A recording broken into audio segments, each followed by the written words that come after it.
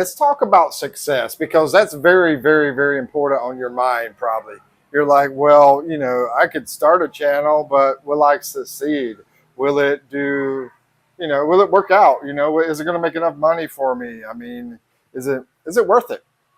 So basically, I'm going to tell you, I know a lot of vloggers, and I've been watching YouTube forever. But anyway, personally, I know a lot of vloggers, and as you know, I'm a vlogger. I'm a video maker, creator, whatever you want to call it, content creator. And this is the experience that I have found out from spending a lot of time, personal time with other people, as far as success. Okay, so I'm going to go ahead and say this right now. You got to put the work in. You have to. It's not going to be an overnight magical thing that, okay, I put a couple videos out, now they're going to like blow up. Usually it's going to take another one, another one, consistency, to get to that point that you're successful and you start making some money. I mean, the percentage right now is 90-something%. I've seen different numbers, but I'd say it's probably close to 99% of people that start a channel make nothing. Now, why is that? Let's talk about that. If you're serious about this and you put the work in, I think you will. It hasn't been extremely difficult for me, with my channel, which is Mike Rivers. And I don't have tons of subscribers, and there's a reason why I had such a hard time with my channel. I messed up the algorithm in the beginning. I'm going to teach you guys all about that. You're going to learn about my journey. But anyway, the people that I've met. Okay, I met this one guy, and we are in the same niche. And this guy, it took him about 2 months, a month and a half. Boom, he was already monetized. Now, the thing is, he's not even serious about the business. So here I am, serious about making money. Matter of fact, he barely even touches his channel now because he doesn't even need the money. Now, I'm going to tell you the different things that help the guy out. And for one, money did help him out. He's got some better equipment than I do. Now, that doesn't mean you can't make good money, because you can. I'm using an old iPhone. I'm using some microphones that were not very expensive. A lot of people would call them cheap. But anyway, and, yeah, you can do it. You don't have to spend the money, and you can make some money. And eventually, I mean, I'm still pretty new to the game. It's only been about a year and a half.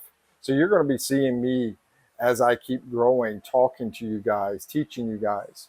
But yeah, I keep learning stuff. I keep learning about better microphones, which I'm not putting the money into it, because, you got to think about your profit. One day I probably will, but not right now. I'm profitable. I don't overspend. I get a profit every month, and I learn something new every month. And that guy that I was talking about, like I said, he had better equipment. Yeah, that's true. He's also very, very smart at performing. Why? Because he's a professional magician. And as a professional magician, he's made tons of money doing that. But as a professional magician, different things. You know how to entertain people, for one, but you also know how to keep the people's interest. And that's big, because when we talk about not CTRs, clicks for your channel, but when we talk about average view duration, what that is the amount of time that people watch your channel. And I know talking to him about his numbers, and yeah, his time of duration is pretty strong. And so if you can get people to have that long duration time for your videos, then it's going to help the YouTube algorithm push those videos out there. And with that, you get more views, right? Because they keep getting pushed to more people. And what does that mean? More money.